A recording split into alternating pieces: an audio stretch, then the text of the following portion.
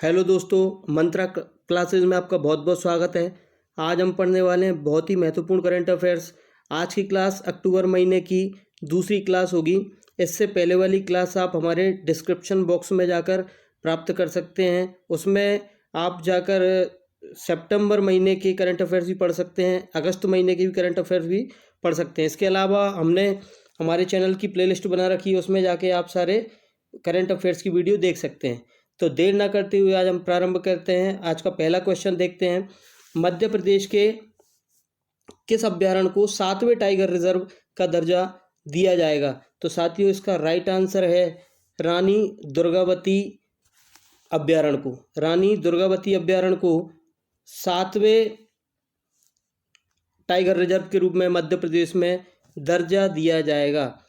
रानी दुर्गावती अभ्यारण्य से पहले मध्य प्रदेश के 6 राष्ट्रीय उद्यान और अभ्यारण्य टाइगर रिजर्व के लिए घोषित थे और 6 टाइगर रिजर्व मध्य प्रदेश में थे। अब ये 7वां टाइगर रिजर्व होने वाला है। साथियों, आगे देखते हैं।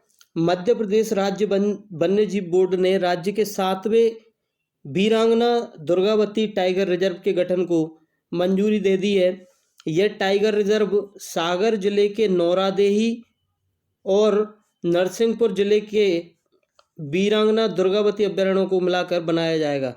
तो साथियों, यह जो 7वां टाइगर रिजर्व होगा, इसे 2 अभ्यारण्यों से मिलकर बनाया जाएगा। सागर जिले का नौरादेही अभ्यारण्य और नरसिंहपुर जिले का वीरांगना दुर्गावती अभ्यारण्य, इन दोनों अभ्यारण्यों को मिलाकर दुर्गावती टाइगर रिजर्व बनाया जाएगा। साथियों, नेक्स्ट क्वेश्चन है, बुकर पुरस्कार 2022 से किसे सम्मानित किया गया है? बुकर पुरस्कार 2022 से शेहान कारुणिक को सम्मानित किया गया है। साथियों, श्रीलंकाई लेखक शेहान करुणा तिलक को उनके दूसरे उपन्यास the 7 moons of Maali Almeida के लिए 2022 का बुकर पुरस्कार विजेता घोषित किया गया है। साथियों, बुकर पुरस्कार की स्थापना कब हुई थी? तो बुकर पुरस्कार की स्थापना 1969 में हुई थी। बुकर पुरस्कार देने वाली जो संस्था है उसका नाम बुकर मैकोनल कंपनी है, इंग्लैंड की। और ये बुकर पुरस्कार जो किस क्षेत्र में दिया जाता है? यह साहित्य के क्षेत्र में दिया जाता है। नेक्स्ट क्वेश्चन है, 5वें खेलो इंडिया यूथ गेम कहाँ पर आयोजित किए जाएंगे? 5वें खेलो इंडिया यूथ गेम कहाँ आयोजित किए जाएंगे? तो ये हमारे मध्य प्रदेश में आयोजित किए जाएंगे। 5वें खेलो India youth game Madhya Pradesh में आयोजित किए जाएंगे। भारत में खेलो इंडिया यूथ गेम्स की शुरुआत 2018 से हुई थी। 2018 से खेलो इंडिया यूथ गेम की शुरुआत हुई थी। अब तक ये गेम्स दिल्ली, महाराष्ट्र, असम और हरियाणा में खेले जा चुके हैं। इस साल 5वें खेलो इंडिया यूथ गेम्स का आयोजन जनवरी-फरवरी में मध्य प्रदेश में होगा। गेम्स का आयोजन प्रदेश के 8 शहरों भोपाल, इंदौर, उज्जैन, ग्वालियर, जबलपुर, मंडला, महेश्वर एवं बालाघाट में किया जाएगा। 30 खेलों में 7,000 से अधिक खिलाड़ी इन खेलों में भाग लेंगे। नेक्स्ट क्वेश्चन है, बीसीसीआई के नए अध्यक्ष कौन बने हैं? तो बीसीसीआई के नए अध्यक्ष रोजर बिन्नी बने हैं। बीसीसीआई के नए अध्यक्ष कौन बने हैं? तो रोजर बिन्नी बीसीसीआई के नए अध्यक्ष बने हैं। रोजर बिन्नी बीसीसीआई के नए अध्यक्ष होंगे। उन्होंने सौरव गांगुली का स्थान लिया है।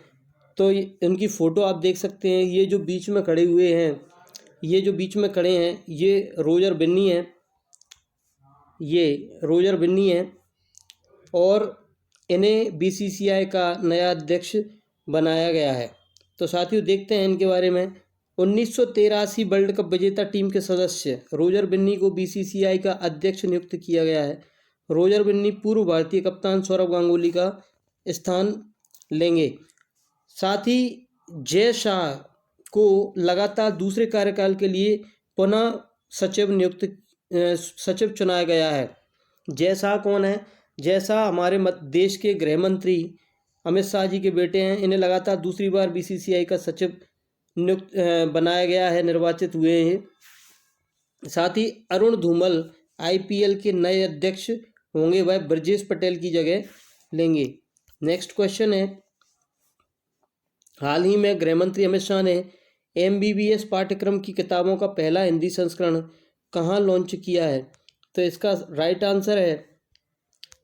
आंसर है हमारे भोपाल में, मध्य प्रदेश की राजधानी भोपाल में अमित शाह जी ने MBBS पाठ्यक्रम की किताबों का पहला हिंदी संस्करण लॉन्च किया है। अब MBBS की पढ़ाई इंग्लिश के साथ साथ हिंदी में भी होगी, यानी हिंदी में अब MBBS की पढ़ाई हो सकती है। साथियों, मध्य प्रदेश देश का पहला राज्य बन गया है, मध्य प्रदेश देश का पहला राज्य बन गया है जहां MBBS की पढ़ाई हिंदी में होगी। इसी के साथ यूक्रेन, रूस, जापान, चीन, किर्गिस्तान और फिलीपींस जैसे देशों की सूची में भारत भी शामिल हो गया है, जहां मेडिकल की पढ़ाई मातृभाषा में होगी। इन किताबों का अंग्रेजी से हिंदी में अनुवाद 97 डॉक्टरों की टीम ने 4 महीने में किया है। MBBS की किताबों का हिंदी अनुवाद करने के प्रोजेक्ट का नाम मंदार है। MP के चिकित्सा शिक्षा मंत्री विश्वास सारंग ने बताया कि हिंदी किताबें MP के मेडिकल कॉलेजों के प्रोफेसर और हिंदी के जानकारों ने तैयार की हैं। मंदार का आशय यह है कि जिस प्रकार समुद्र मंथन से मंदार पर्वत के सहारे अमृत निकाला गया था, उसी तरह अंग्रेजी की किताबों का अनुवाद हिंदी में किया गया है। तो साथियों, बहुत ही महत्वपूर्ण क्वेश्चन है। MBBS की किताबों का हिंदी अनुवाद करने के प्रोजेक्ट का नाम मंदार है। नेक्स्ट क्वेश्चन है, MBBS की किताबों का इंग्लिश से हिंदी में अनुवाद करने का प्रोजेक्ट का नाम क्या है? तो इसका राइट आंसर है मंदार। नेक्स्ट क्वेश्चन है, रुद्राक्ष पाटिल किस खेल से संबंधित हैं? तो इसका राइट आंसर है निशानेबाजी से रुद्राक्ष पाटिल संबंधित हैं। रुद्राक्ष पाटिल किस खेल से संबंधित हैं? तो निशानेबाजी से संबंधित हैं।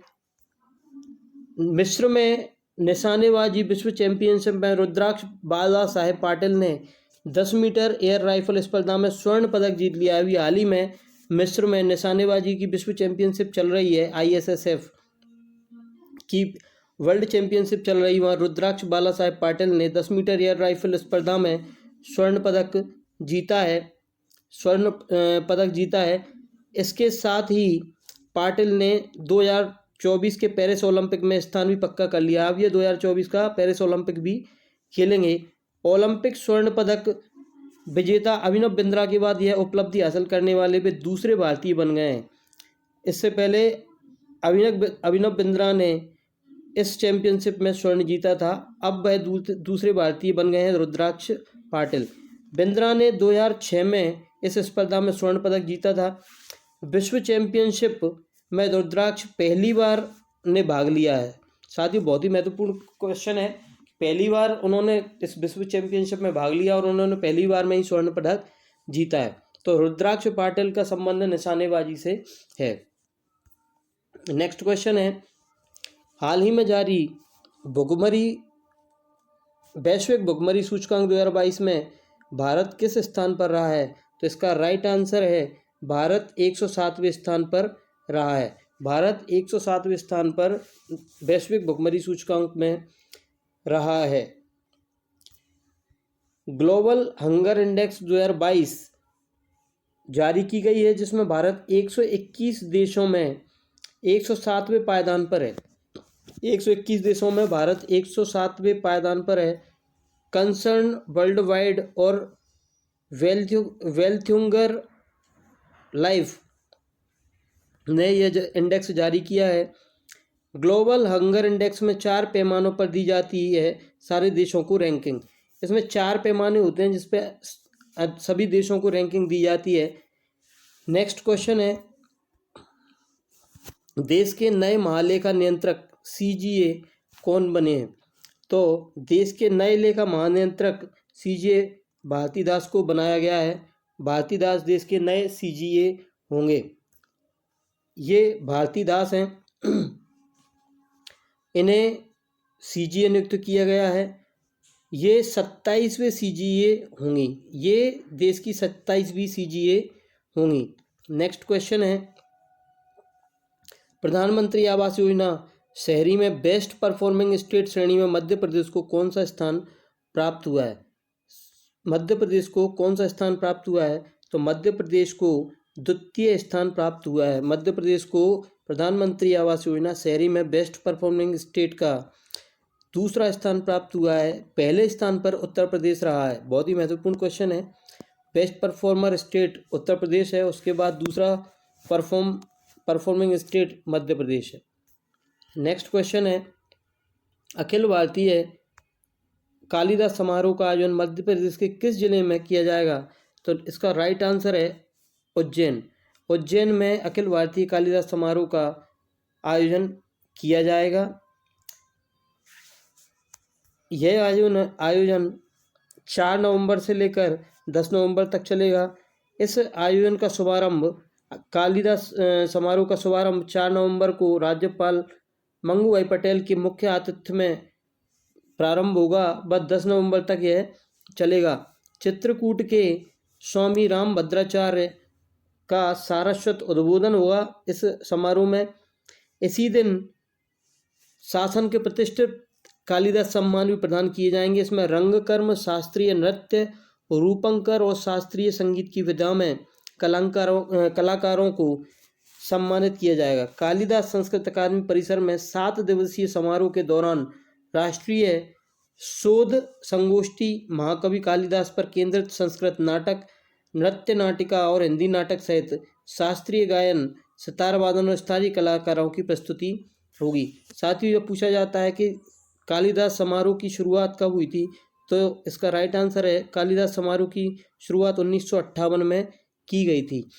नेक्स्ट क्वेश्चन है, भारतीय राष्ट्रीय कांग्रेस के नए अध्यक्ष कौन बने हैं?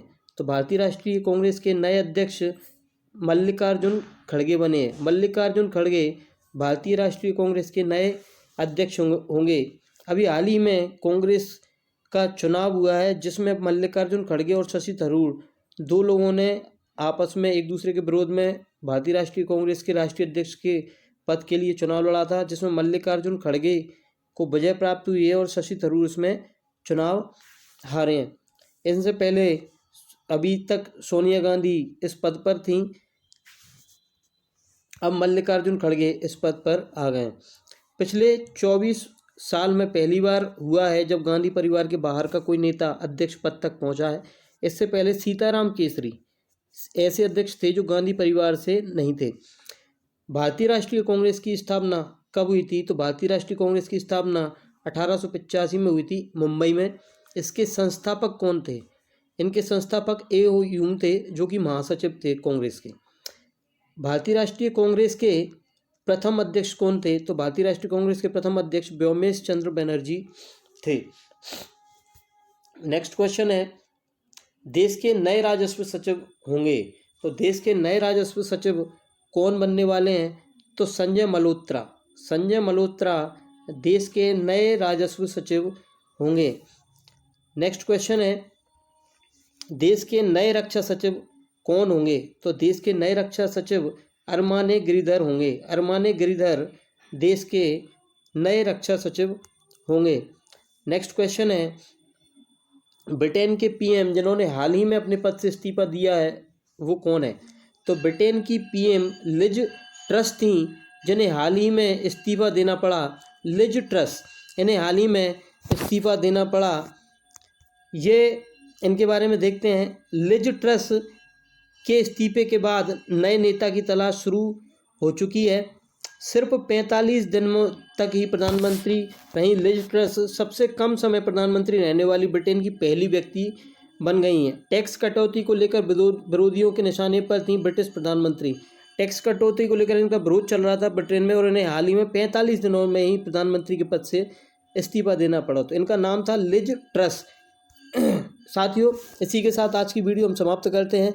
इसी तरह हम अक्टूबर माह की अगली वीडियो लेकर आएंगे, और आप हमारे साथ लगातार बने रहिए। हमारे चैनल को सब्सक्राइब कर दीजिए और अपने दोस्तों के साथ शेयर जरूर करें। हमारे सारे कंटेंट जो होते हैं वो सारे एग्ज़ाम्स के लिए बहुत अच्छे होते हैं, चाहे वो यूपीएससी का एग्ज़ाम हो, मध्य प्रदेश पीएससी का एग्ज़ाम हो या मध्य प्रदेश के अन्य सभी एग्ज़ाम हो। तो हमारे साथ लगातार बने रहिए और चैनल को ज़्यादा से ज़्यादा सपोर्ट करें, लाइक करें, कमेंट करें और लगातार बने रहें। इससे पहले के करंट अफेयर्स की वीडियो आप हमारी चैनल की प्लेलिस्ट में जाकर देख सकते हैं और आप सारी वीडियोस को लाइक, कमेंट और शेयर ज़रूर करें और हमारा लगातार सपोर्ट करते रहें। तो मिलते हैं नेक्स्ट वीडियो में। जय हिंद, जय भारत।